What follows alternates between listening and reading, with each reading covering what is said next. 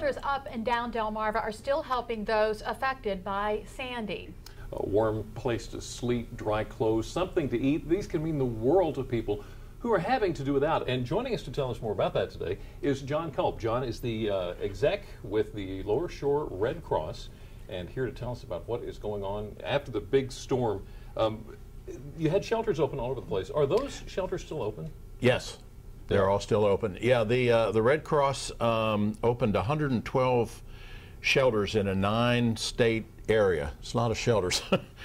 Here on the peninsula, 25 shelters were open, and here on the Lower Shore, and by Lower Shore I mean 5 counties, Wacomico down to Northampton, 9 shelters were open, all still open. How long do you expect those shelters to stay open? You know, that's hard. It's case by case. They do damage assessment, and the counties actually make the decision about when and how the shelters are open, and the Red Cross supports them. And but we're not the decision makers when it comes to opening and closing. But as long as they're needed. As long as they're needed, we're there for them with supplies and volunteers to the best of our ability. John, help us out with here with something. It's not like you guys just spun up and started working with the storm being here. No. Well, what kind of stuff do you do all the time that you've already been doing that's continued while you've been dealing with the storm? Absolutely. Well, you know, we respond to emergencies large and small. This is a large emergency, but day in and day out we respond to small emergencies, fires or floods or wildfires or something like that. And in fact, Saturday night, while all this was going on with Hurricane Sandy,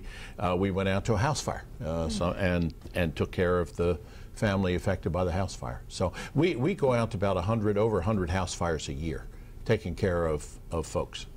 How can people help, people who may be sitting at home and are not affected by the storm? Well, a couple ways. First of all, we function with volunteers. We're a volunteer organization. There's only 4 of us on the staff.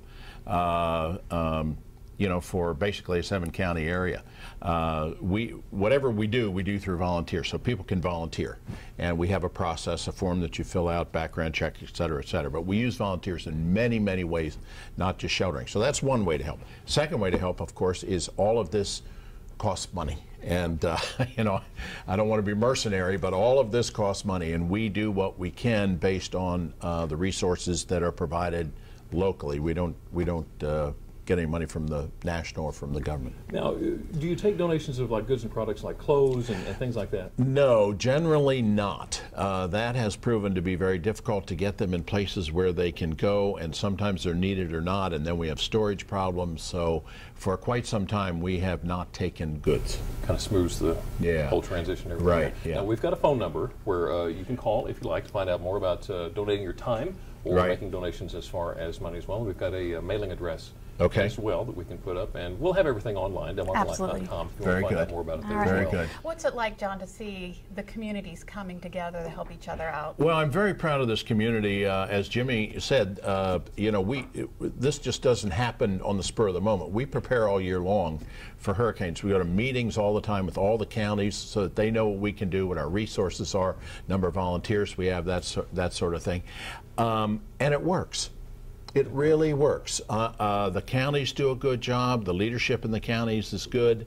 The Department of Social Services in all the counties, the police, the fire, and especially the school system. You know, all of our shelters are in schools, and we ask a lot of our schools, and they convert to being a school teaching kids one day to being a shelter the next, and they do a remarkable job. It's the public should have a lot of confidence in the system and the team, including the Red Cross. Now, we're going to have you back again shortly to talk about a volunteer luncheon that you've got. Yes, sir. Can you tell us real quick about that? Well, that's on December 5th. It's our largest fundraiser. It's called the Celebrity Luncheon. It is, in fact, a luncheon. You're going to be our MC, so we're putting you to work. And maybe this year more than ever, it's important because we do what we can with the funds we've got, and that's one of our main sources for funding. And we'll find out more about this. Yeah. And we want to thank you for all your work and, of course, all the volunteers out there. All the volunteers. Mm-hmm. All right. And, of course, if you would like some more information on how you can help out the American Red Cross,